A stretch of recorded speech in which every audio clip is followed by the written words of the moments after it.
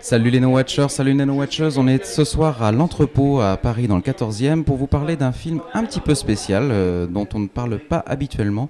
Il s'agit du Voyage d'Inuk. Le Voyage d'Inuk, c'est le premier film co-réalisé en fait par des équipes françaises et groenlandaises, réalisé donc par Mike Madjidsen et écrit par Jean-Michel Huctin. De quoi ça parle ce voyage d'Inuk? Eh bien, ça raconte l'histoire de Inuk, qui est un jeune adolescent groenlandais et qui vit un peu dans la galère dans la capitale du Groenland qui s'appelle Nuuk. Et donc, il a une mère alcoolique et un beau-père violent. Il est placé en fait par les services sociaux groenlandais dans un foyer d'accueil qui se situe dans le Grand Nord, à Uummannaq. Et de là va commencer pour lui un voyage initiatique à partir du moment où il va rencontrer Ikuma. Ikuma qui est un chasseur d'ours. Ikuma va l'emmener, lui et ses camarades, dans un périple sur la glace en traîneau à chien. Et ça va être l'occasion pour Inuk de renouer avec ses racines profondes d'Inuit et finalement de se construire et de se reconstruire. Donc on a eu la chance d'interviewer à la fois Jean-Michel Huctin, Mike Madjidsen et le comédien principal qui joue le rôle d'Ikuma, Ole Jørgen. Donc on va regarder ça tout de suite et on espère que ça vous plaira. Spring. Ildsommer er nyt.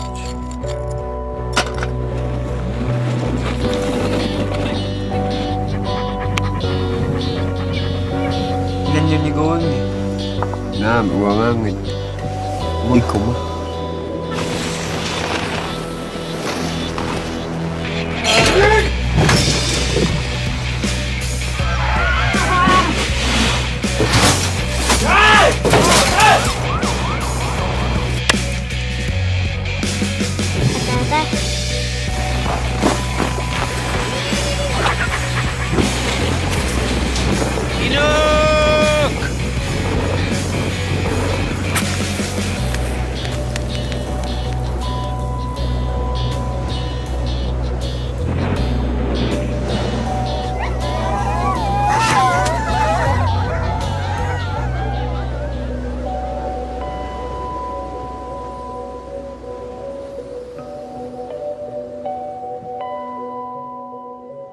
Jean-Michel, tu es spécialiste du Groenland, c'est ça? Tu m'arrêtes si je me trompe?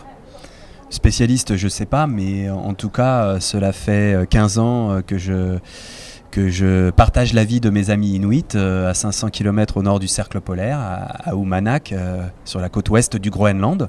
Et j'ai participé à leur expédition en traîneau à chien pendant de nombreuses années, vécu avec les chasseurs, avec les jeunes. Et j'ai eu envie, au bout d'un moment, de témoigner de cette expérience. Pas de mon expérience, mais de la leur. Parce qu'il n'y a pas de film inuit qui raconte la vie d'aujourd'hui. Donc on a fait équipe avec Mike, le réalisateur, et Ole Jørgen qui participe à cette expérience, qui conduit les traîneaux à chiens, pour faire ce film. On avait envie de témoigner de cette aventure. Parce que ce qu'il faut préciser, c'est que donc le centre d'Ummannaq, qui est montré dans le film, c'est pas une fiction, c'est une vraie expérience, c'est un vrai centre social qui accueille des adolescents en difficulté. Et finalement, les gens qu'on voit là-bas sont les acteurs sociaux et qui les chasseurs sont des vrais chasseurs, les éducateurs sont de vrais éducateurs, et les enfants victimes de maltraitance que l'on voit dans le film ont évidemment malheureusement vécu cette enfance difficile. Et d'ailleurs, le film, quelque part aussi, c'est pour eux un moyen aussi de prendre de la distance par rapport à leur propre vie et regarder un peu les choses de manière en relativisant. Et ce film fait partie d'un ensemble d'activités éducatives de manière à leur permettre de vivre une vie d'adulte débarrassée des traumatismes de leur enfance. D'accord.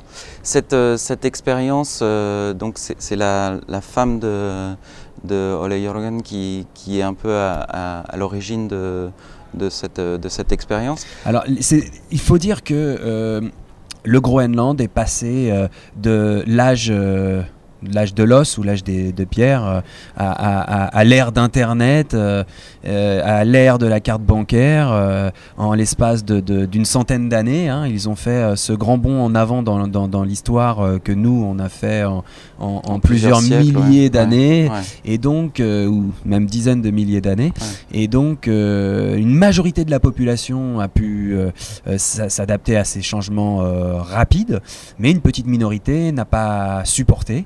Et on le voit à travers l'alcoolisme, les suicides, on le voit à travers la maltraitance des jeunes, des enfants. Mais le Groenland donc essaye de trouver des solutions, de se construire un avenir meilleur. Par exemple, aujourd'hui, il est à la veille de son indépendance politique. C'est le premier pays inuit à être aussi près de l'indépendance. Et il essaye de trouver des solutions dans sa propre culture pour pouvoir se reconstruire et avoir une vie meilleure. D'accord. Effectivement, c'est quelque chose qui est assez marquant au début du film, où on voit Inuk dans la ville de Nuuk, c'est ça? La capitale, la capitale ouais. du Groenland. Et nous, en tant que petits Français, on n'imagine absolument pas la capitale du Groenland comme ça, parce que finalement, c'est une ville comme on peut en trouver un peu partout dans le monde, avec son lot de pollution, de violence, de délinquance, et c'est un peu aux antipodes de la vie à Uummannaq, qui est plus proche de la nature et proche des racines des Inuits finalement. Bien sûr, plus on remonte dans le nord du Groenland, plus on retrouve cette vie traditionnelle qui existe toujours. Hein, ces traîneaux à chiens, les chasseurs les conduisent toujours pour aller à la chasse aux phoques, pour aller pêcher sur la banquise. Seulement, maintenant, dans leurs pantalons en peau d'ours, ils ont un téléphone portable pour appeler un taxi quand ils arrivent au bord de la banquise, voilà, pour rentrer chez eux. Donc c'est une vie à la fois qui mélange la tradition et la modernité la plus en avance, et c'est aussi de cela qu'on voulait témoigner dans ce film de manière réaliste, authentique, un film dont les Inuits pourraient être fiers, et d'après les projections qu'on a pu faire au Groenland, je pense qu'on a réussi. Même si ce n'est pas le sujet principal du film, on sent que vous avez quand même essayé d'attirer aussi un peu l'attention sur le réchauffement climatique et les effets que ça peut avoir sur la vie de ces gens. Est-ce que vous, pendant le tournage ou même après, vous avez pu constater de visu les effets de ce réchauffement climatique? Alors moi, depuis 15 ans, je les vois à vue d'œil. Les Inuits, ils sont vraiment sur la ligne de front du réchauffement climatique. La banquise, elle disparaît. La période où on peut faire du traîneau s'amenuise. Il y a eu plusieurs années avant le tournage sans banquise, pour la première fois depuis 50 ans.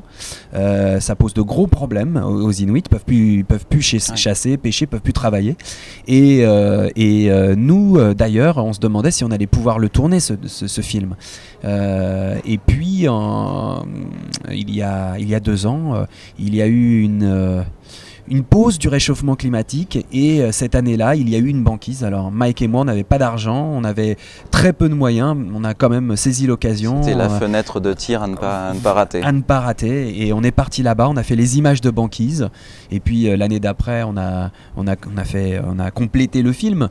Mais l'important pour nous, c'était de ramener ces images avant qu'il ne soit trop tard, et c'est vrai que le film montre aussi ça, une banquise abîmée, des chasseurs perturbés dans leur mode de vie à cause de ce réchauffement climatique. D'accord. Merci. De rien. Merci. Super. Ouais. Royana. Merci beaucoup.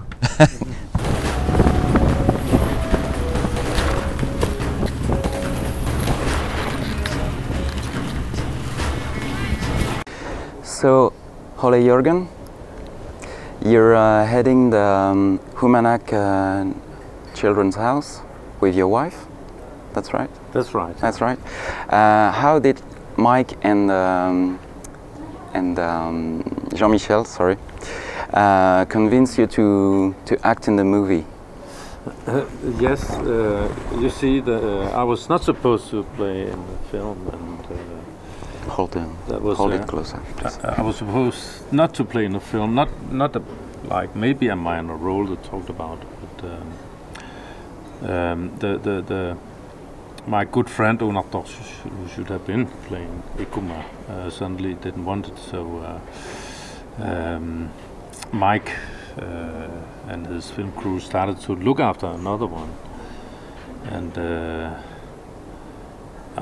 in town they were around, but didn't succeed. And then Mike kind of started to look at me, and I kind of understood what he was trying to say. So I said, no, don't even look at me.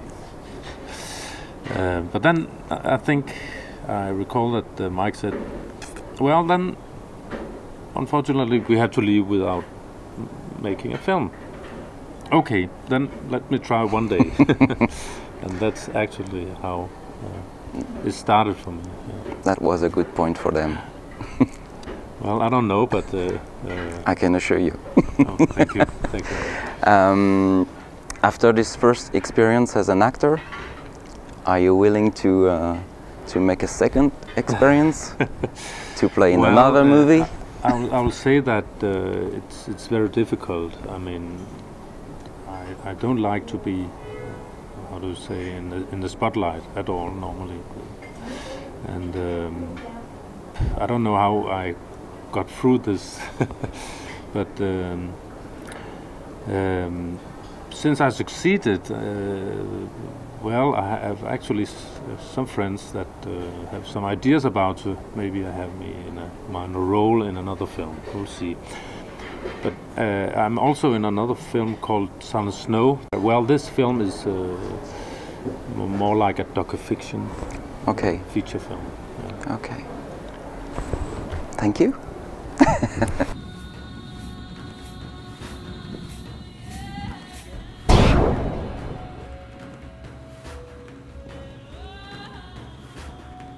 Alors Mike, un Américain à Paris Eh oui, c'est ça. et un Américain au Groenland? Un Américain à Paris qui danse pas très bien. Un Américain au Groenland qui fait pas trop bien du traîneau à chien, mais il essaie tous les deux. Comment vous vous êtes rencontrés, Jean-Michel et toi, pour la naissance de ce film? Alors, Jean-Michel est venu du Groenland avec une idée, c'est-à-dire l'idée qu'il avait témoignée là-bas. Qui est l'histoire d'Inuk en fait, finalement, à la fin. Et il cherchait un réalisateur. Et il a rencontré des producteurs. Moi, j'ai travaillé souvent avec une productrice qui s'appelle Sylvie Barbe. Et c'était elle le lien entre moi et Jean-Michel. Et en fait, la première fois que j'ai rencontré Jean-Michel, c'était à la Porte Maillot. Il sortait d'une voiture enfumée avec 3 Inuits. Je me suis dit, mais dans quelle aventure je plonge? Et je ne me suis pas noyé, je nage encore aujourd'hui, 10 ans après. Ah oui, c'était déjà il y a 10 ans. Ouais. Comment vous avez pris la décision de choisir des comédiens qui ne sont pas des professionnels pour jouer dans le film? Alors ça vient...